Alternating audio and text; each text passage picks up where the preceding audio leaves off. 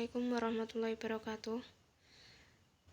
Saya di sini akan mempresentasikan tentang konsolidasi dan laporan keuangan konsolidasi. Anggota kelompok kami terdiri dari 3 orang. Yang pertama saya sendiri, Salma Awalia Rahmawati. Yang kedua Roisatul Umriyah, dan yang terakhir Jasmita Nesa Afifah. Konsep konsolidasi. Konsolidasi adalah dua buah perusahaan yang bergabung bubar demi hukum dan sebagai gantinya didirikan suatu perusahaan dengan nama yang baru meskipun secara perusahaan baru tersebut mengambil alih aset, hak, dan kewajiban dari dua perusahaan yang bubar tersebut. Laporan keuangan konsolidasi menyajikan posisi keuangan dan hasil operasi untuk induk perusahaan atau entitas pengendalian dan satu atau lebih anak perusahaan atau entitas yang dikendalikan, seakan-akan entitas individual tersebut adalah satu entitas atau perusahaan.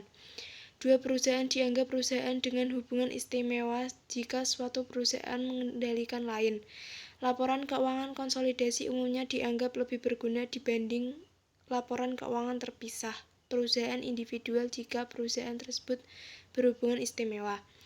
Setiap penggabungan usaha menghasilkan satu dari dua situasi berikut. 1. Aktiva bersih dari satu atau kedua perusahaan yang bergabung ditransfer ke satu perusahaan atau merger atau konsolidasi. Yang kedua, tiap perusahaan yang bergabung tetap entitas legal terpisah atau akuisisi saham. Ciri-ciri konsolidasi. Yang pertama, terdapat dua atau lebih perusahaan yang meleburkan diri demi membentuk perusahaan baru. Kedua, perusahaan-perusahaan yang meleburkan diri tersebut bubar tanpa adanya proses likuidasi.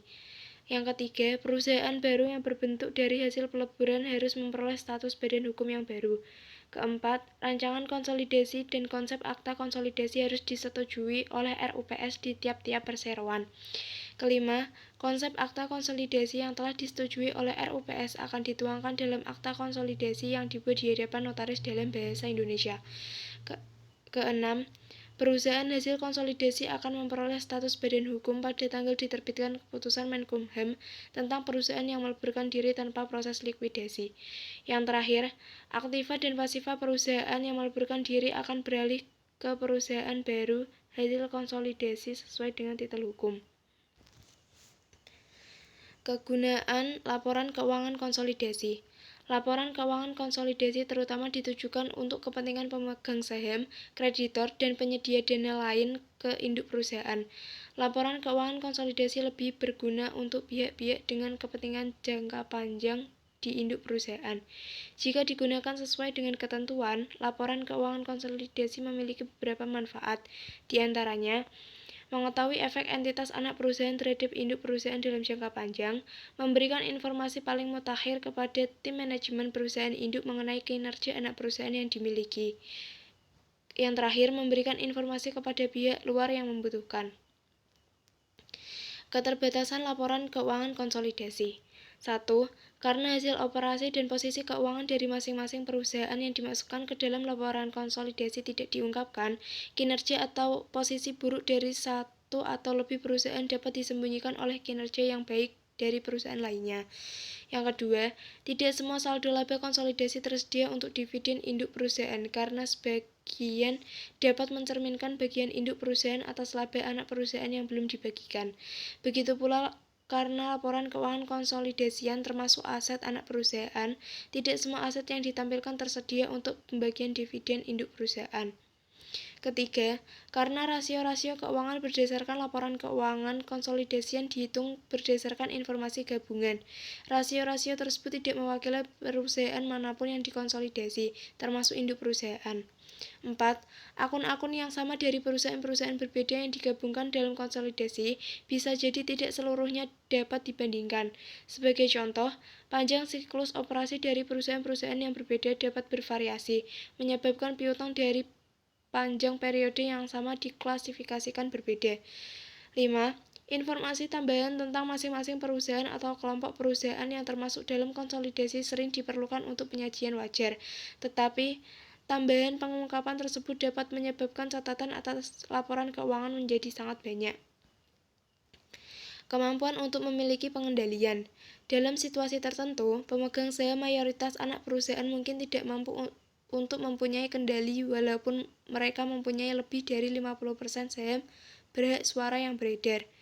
Hal ini dapat terjadi. Sebagai contoh, jika anak perusahaan dalam kondisi reorganisasi legal atau dalam kepailitan, walaupun induk perusahaan mempunyai kepemilikan mayoritas, pengendalian ada pada pengadilan atau trust yang ditunjukkan oleh pengadilan. Perbedaan periode fiskal. Perbedaan periode fiskal dari induk perusahaan dan anak perusahaan tidak menyebabkan konsolidasi tidak diterapkan atas anak perusahaan tersebut. Sering terjadi periode fiskal anak perusahaan jika berbeda dengan induk perusahaan diubah untuk disamakan dengan periode fiskal induk perusahaan. Alternatif lain adalah dengan menyesuaikan data laporan keuangan anak perusahaan tiap periode untuk meletakkan data tersebut dengan dasar yang konsisten dengan periode fiskal perusahaan. Gambaran umum proses konsolidasi. Mengumpulkan laporan keuangan dari 2 atau lebih perusahaan legal yang terpisah, menghasilkan satu kumpulan laporan keuangan. Laporan keuangan terpisah tersebut ditambahkan secara bersama-sama setelah beberapa penyesuaian dan eliminasi untuk menghasilkan laporan keuangan konsolidasi. Penyesuaian dan eliminasi tersebut terkait dengan transaksi dan kepemilikan antar perusahaan. Hal ini diperlukan sebagai bagian dari proses konsolidasi ditujukan untuk memastikan bahwa laporan keuangan konsolidasi disajikan seakan-akan perusahaan-perusahaan tersebut merupakan perusahaan tunggal. Ilustrasi proses konsolidasi. Neraca 31 Desember 2000 sekian. Aset yang dimiliki oleh PT Indah dan PT Andika. Kas PT Indah sebesar 50 juta, PT Andika sebesar 30 juta. Piutang bersih PT Indah 84 juta, PT Andika sebesar 30 juta. Persediaan PT Indah sebesar 95 juta, PT Andika sebesar 60 juta. Aset tetap bersih PT Indah sebesar 375 juta, PT Andika sebesar 250 juta. Aset lain-lain PT Indah sebesar 25 juta, PT Andika sebesar 15 juta. Investasi pada saham PT Andika pada PT Indah sebesar 300 juta.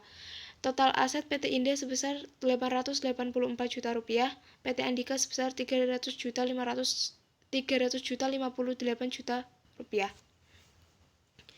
Kewajiban dan ekuitas. Utang jangka pendek yang dimiliki PT Indah sebesar 60 juta, PT Andika 5 juta. Utang jangka panjang PT Indah 200 juta, PT Andika 50 juta. Saham biasa PT Indah 500 juta, PT Andika sebesar 200 juta rupiah.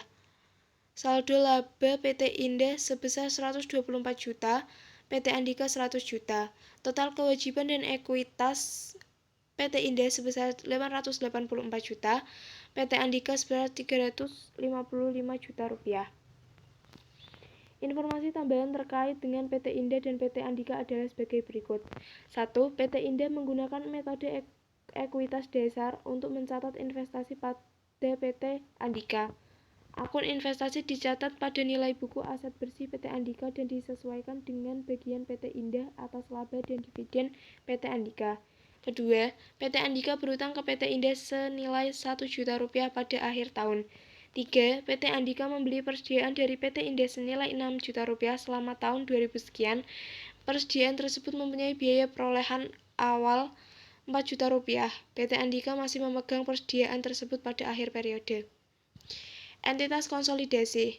Berikut adalah contoh diagram untuk memahami entitas konsolidasi. Kotak yang berisi induk perusahaan dan anak perusahaan mengindikasikan entitas legal. Transaksi dicatat dalam pembukuan kedua entitas legal. Garis putus-putus melingkar dapat dianggap sebagai entitas konsolidasi yang terdiri dari induk perusahaan dan anak perusahaan. Entitas konsolidasi tidak mempunyai eksistensi legal tetapi dianggap mempunyai realitas ekonomi.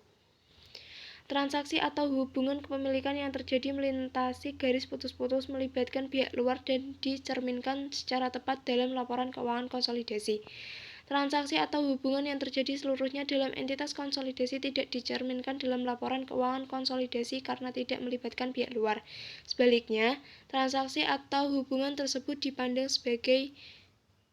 terjadi dalam satu entitas akuntansi dan karenanya tidak memenuhi syarat untuk dimasukkan dalam laporan keuangan konsolidasi.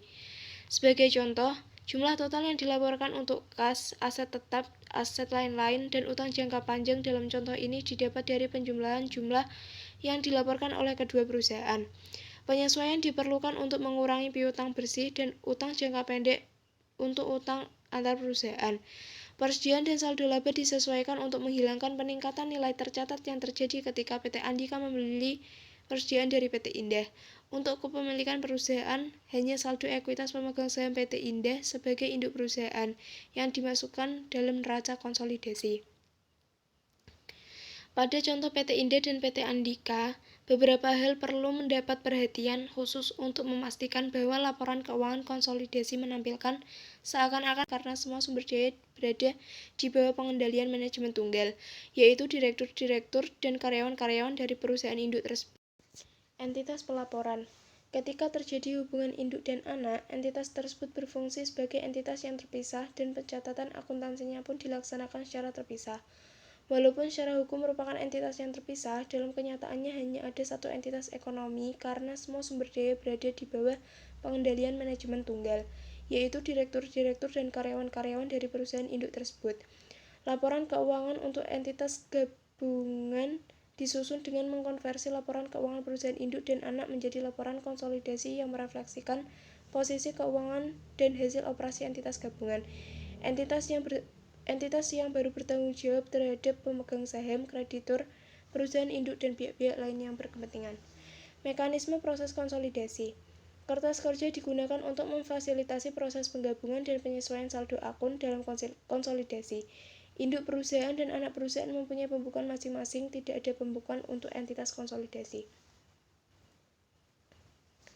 Sekian dan terima kasih presentasi dari kelompok kami. Mohon maaf bila ada salah kata. Saya ucapkan terima kasih. Wassalamualaikum warahmatullahi wabarakatuh.